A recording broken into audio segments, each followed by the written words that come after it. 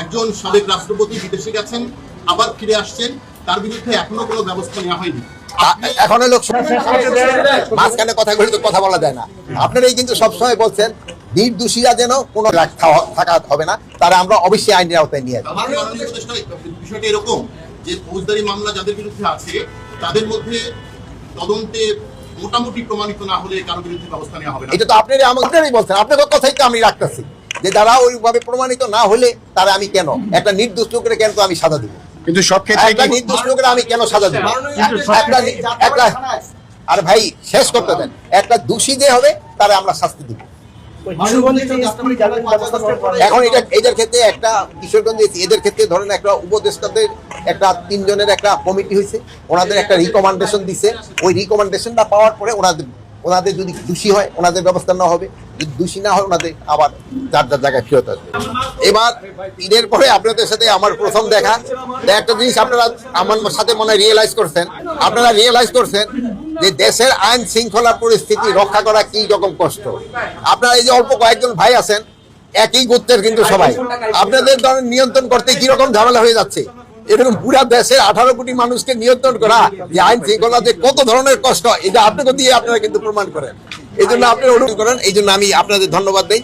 আমি আপনাদের এবং আপনাদের পরিবারের সবাই আমার ঈদের শুভেচ্ছা। আমার প্রত্যাশা এই পর্যন্ত পূরণ হয়েছে, এই জন্য আমি এরকম কোনো বড় ধরনের কোনো রিপোর্ট আমি পাই নাই। হ্যাঁ, রাস্তাঘাটে তো 2-1টা অ্যাক্সিডেন্ট হয়েছে, এটা তো আমি না করব না, কিন্তু ওই ধরনের কোনো বড় ধরনের কোনো ঘটনা ঘটে 2-1টা ছোটখাটো চুরি চেষ্টামি এইগুলি তো হচ্ছে, এটা না, বাট বড় ধরনের। এই জন্য আমি মোটামুটি ভাবে খুশি, যেমন আপনারাও খুশি আমিও খুশি। আর কোনো কিছু তো আপনারা দোয়া করেন, ভালো থাকেন, আমি আবার দেবো। আজকের বিষয় সম্পর্কে কিছু বলেন না। আজকের বিষয় এখানে হলো আজকে যে পরিদর্শন চলে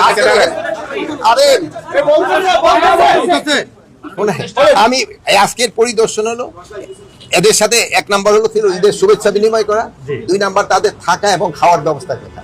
আপনারা আমি খাওয়ার এখানে একটুখানি আমার কাছে মনে হলো যে এরা বললো যে দুপুরের যে মেনু রাত্রে একই মেনু বা 2 ধরনের মেনু, এই জন্য আমি তাদের বলছি একটা ইনভেস্টিগেশন করবে একই রেট হয়।